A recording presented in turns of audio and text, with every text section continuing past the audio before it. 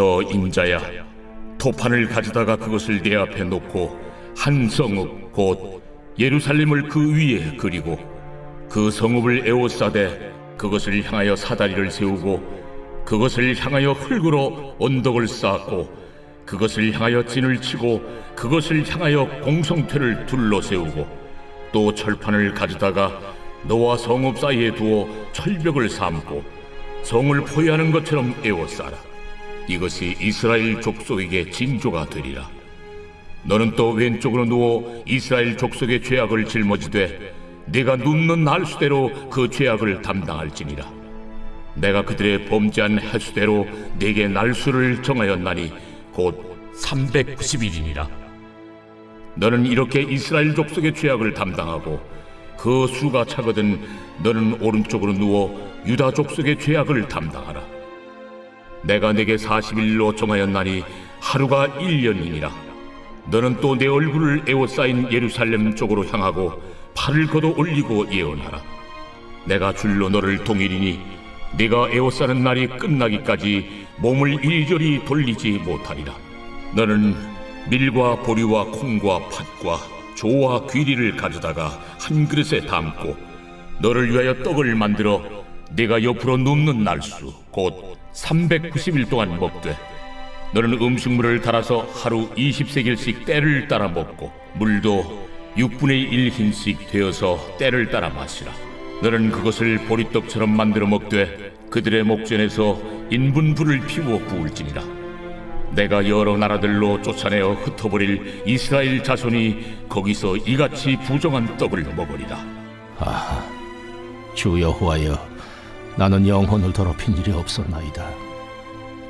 어려서부터 지금까지 스스로 죽은 것이나 짐승에게 찢긴 것을 먹지 아니하였고 가증한 고기를 입에 넣지 아니하였나이다. 보라, 쇠똥으로 인물을 대신하기를 허락하노니 너는 그것으로 떡을 구울지니라. 인자야, 내가 예루살렘에서 의뢰하는 양식을 끊으리니 백성이 근심 중에 떡을 달아 먹고 두려워 떨며 물을 대어 마시다가 떡과 물이 부족하여 피차에 두려워하여 떨며 그 죄악 중에서 쇠퇴하리라. 오늘 말씀은 죄악과 고난을 온몸으로 알리는 사람이라는 제목으로 말씀을 전하겠습니다. 오늘 본문의 내용은 에스겔에게 하나님께서 예루살렘을 토판을 가지고 진흙을 가지고 토판을 만들어서 예루살렘 모형을 만들라고 하십니다. 그리고 거기에 공성터를 만들고 그리고 거기를 둘러싼 철판을 만들라고 이야기하십니다. 이것은 어찌 보면 시청각 교육이라고 말할 수도 있겠죠. 예를 들면 우리가 어디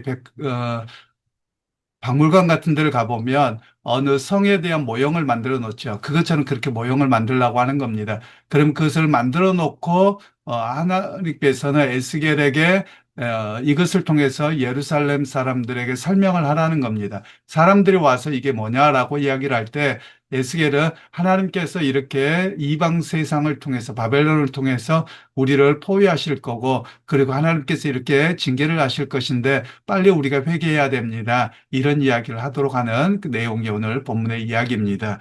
그러면서 이제 하나님께서는 먼저 에스겔에게 왼쪽으로 390일, 오른쪽으로 40일을 누워서 생활하라고 합니다.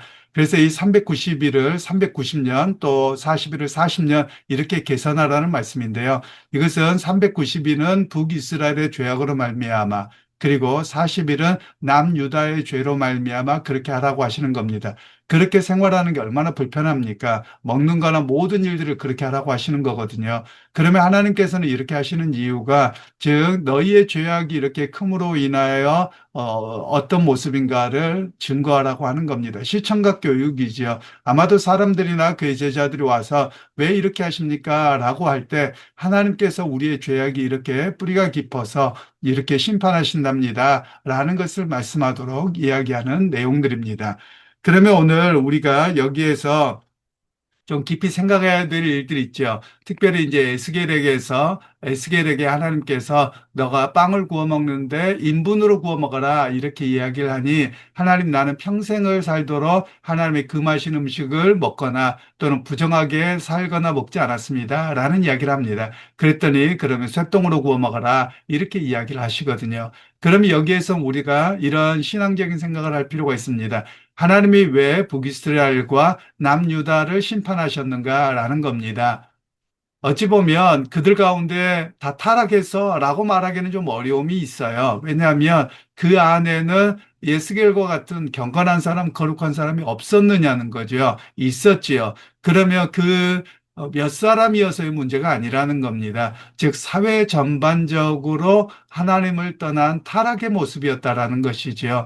그래서 오히려 하나님께서는 비록 그들의 전반적인 사회 상황을 보시고 하나님이 심판하시겠다는 것이거든요.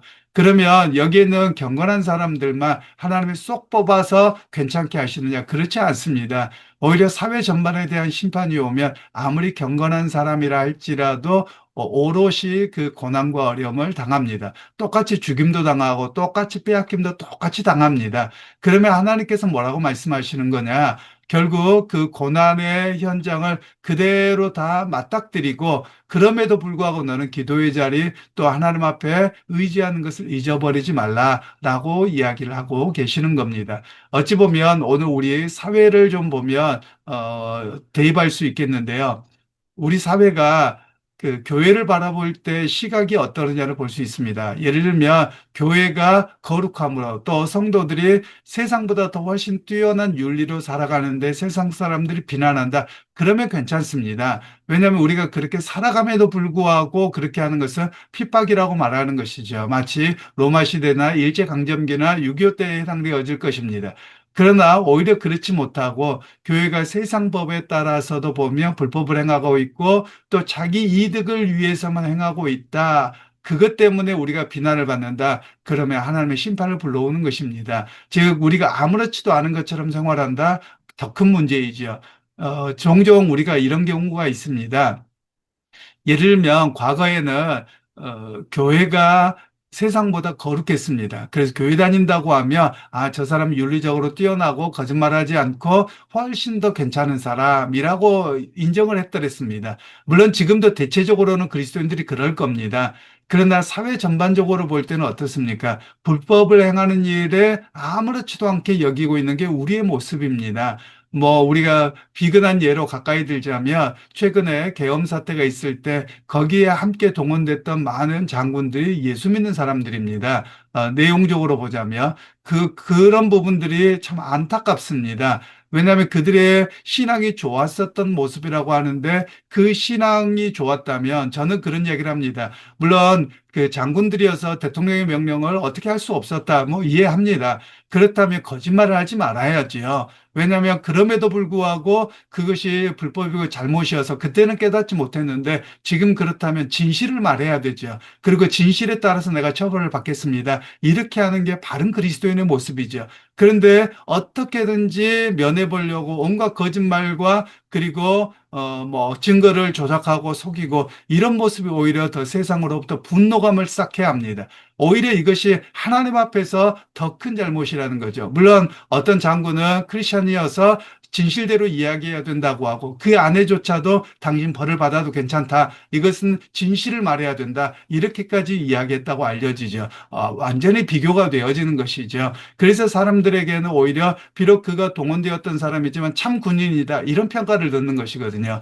그러니까 세상의 기준에서도 볼 때 그러합니다. 비록 우리가 실수하고 넘어질 수 있습니다. 잘못된 결정을 할 수 있습니다. 그러나 그것이 지적되었을 때는 속히 잘못을 인정하고 진실을 말해야 될 필요성이 있음을 우리에게 말하는 겁니다. 여러분 어찌 보면 우리가 세상이 전체적으로 문제가 좀 있습니다. 우리가 과연 세상 속의 거룩함으로 살아가느냐 이것을 좀 이야기할 필요가 있겠는데요. 왜 그러냐면 내가 아는 사람이면 어떻게든지 뭐 이렇게 불법이다 또는 편법을 했다 이런 게 되잖아요. 그러면 사람을 동원해서 벌금이나 이런 걸 덜 맞으려고 이런저런 일을 행한다. 여러분 이게 문제라는 것이죠. 예를 들면 여러분 최근에 뭐 최혜병 사건에서도 교회를 이렇게 검찰이 특검이 들어와서 이래저래 한다라고 해서 불편합니다. 사실 교회가 그렇게까지 당해야 되는가라는 불편함이 있지만 여러분 이걸 교회의 어떤 그 핍박 프로그램을 이렇게 패러다임으로 가면 안 됩니다. 왜냐하면 그분도 크리스찬이고 그 안에도 신앙이 깊다라고 알려져 있습니다. 그러면 그가 사실 저도 뭐 해병대를 나왔기 때문에 그 상황을 나름대로 잘 알고 있습니다만 자기가 그렇게 잘못했으면 내가 이렇게 했는데 잘못했습니다. 그리고 옷을 벗으면 그만이거든요. 그런데 그렇게 하지 않음으로 인해서 오히려 일이 더 커졌습니다. 그리고 구명로비를 물론 아는 분에게 기도 부탁하는 것까지는 할 수 있죠. 목회자는 기도해야 되지요. 그런데 그것을 뛰어넘어서 뭔가를 하려고 했을 때 더 큰 문제가 되는 겁니다. 결국 그것이 다 드러남으로 인해서 교회 전체가 욕먹게 되는 이런 상황이 되어버렸거든요. 여러분, 이건 참 합당하지 못한 겁니다. 오히려 세상으로부터 손가락질을 당하는 그런 모습이 되어버렸거든요. 글쎄요, 저는 그랬으면 좋겠습니다. 요번 뭐 특검이나 이런 걸 통해서 교회는 아무 문제가 없었다. 그 사람이 이렇게 하려고 했지만 교회 목회자로서 그냥 기도해 준 것이고 그의 이야기를 들어준 것뿐이었다. 이렇게 나온다면 훨씬 좋겠습니다. 그러면 아마 세상에서 볼 때도 교회 목회자들은 누가 그렇게까지 문제가 있었던 건 아니구나. 이렇게 드러났으면 오히려 더 좋겠다라는 바람입니다. 그러나 여러분 오늘 우리가 좀 한국 교회와 또 신앙인인 나 자신을 봐야만 합니다. 예를 들면 우리가 쉽게 어떤 어려움이 있을 때 그 어려움을 면하고자 벌금을 피하고자 온갖 수단을 쓰고 있다면 그것은 올바르지 않습니다. 고난을 또 어려움을 그대로 당해야 되는 것이죠. 그런 측면에서 오늘 우리가 믿음이 삶으로 이어져 가야만 합니다. 믿음은 교회당 안에서부터 출발하지만 믿음의 증거는 삶의 자리에서 나오는 겁니다. 여러분 세상에서 온갖 거짓말을 하고 온갖 나쁜 짓을 한다. 여러분 그 사람 믿음의 사람이라고 볼 수 없습니다. 제가 어떤 분에게 들으니까 그런 이야기를 하더군요. 어떤 분이 교회 지도자인데 믿음이 좋답니다. 그런데 전세 사기범입니다. 여러분 그 사람 믿음이 없는 겁니다. 교회를 이용하는 것뿐이고 자기 뜻을 이루어가는 그런 우상적인 종교로 자기는 여기고 있는 것이지 하나님의 법을 따른 것이 아니거든요. 믿음이라고 하는 것은 어디에서 증거가 되냐면 자기의 삶으로 증거가 되는 겁니다. 즉 그 사람 믿음이 있느냐 없느냐 물론 그의 행위로 구원받는 건 아닙니다. 그러나 행위는 뭐냐? 삶의 세상에 살아가는 방식이 뭐냐? 믿음이 있기 때문에 그 삶을 실천하고 온전히 살아내는 현장이 바로 사회라고 말하는 것입니다. 그런데 여러분 믿음이 있다고 하면서 기도는 열심히 하는데 세상에서 불법하고 그리고 물론 엄청나게 나쁜 짓을 행하고 있으면서 그것이 신앙이 좋은 것처럼 이야기하고 있다. 여러분 그건 신앙이 없는 겁니다. 그런 측면에서 마찬가지입니다. 어찌 보면 우리가 세상적으로 뭐 앞에도 조금 불편한 이야기들을 했을 수 있습니다만 이런 일들이 있을 때 크리스천들이 잘못을 행했습니다. 그러면 그 가운데 그 책임을 온전히 통감하면서 진실을 말하고 그리고 내가 잘못한 것에 대해서는 성실하게 내가 그것을 받겠습니다. 라고 이야기를 하면 오히려 저 사람의 신앙과 그리고 저 사람의 많은 것들 인정받을 거라는 겁니다. 교회도 마찬가지입니다. 그런 측면에서 오늘 아침에 우리가 기도해야 될 내용들이죠. 바로 내가 아무리 거룩하다 할지라도 세상 전반적으로 타락해서 그런 문화로 가면 하나님의 심판을 불러옵니다. 그러하기에 하나님 나와 교회를 그리고 한국 사회가 좀 더 건강하게 하시고 또 교회가 교회다운 모습으로 거룩함으로 소금과 빛의 역할을 감당한 모습으로 서게 하옵소서. 그런 기도가 이 아침에 있기를 소원합니다. 그리고 우리 각자도 자신의 삶의 자리에서 그리스도인으로 부끄럽지 않는 그런 삶으로 믿음의 삶으로 살아내는 그런 우리 모두가 되시기를 주님의 이름으로 축원합니다. 하나님, 오늘도 우리에게 은혜 베풀어 주셔서 주의 말씀을 따라 서게 하시고 또한 우리의 신앙이 무엇인지를 다시 한번 점검하게 하셨습니다. 하나님, 에스겔에게 보여주셨던 환상과 또 그의 실물 교육을 통해서 얼마나 남유다가 타락했는지 아무리 경건한 이들이 있어도 사회적 현상을 바꿀 수 없었던 그것에 대한 하나님의 심판을 보았습니다.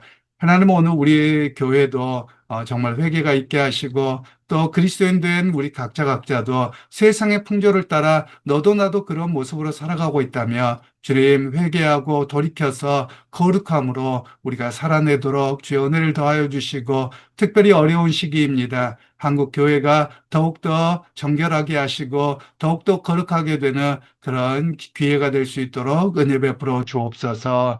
예수님의 이름으로 기도하옵나이다. 아멘.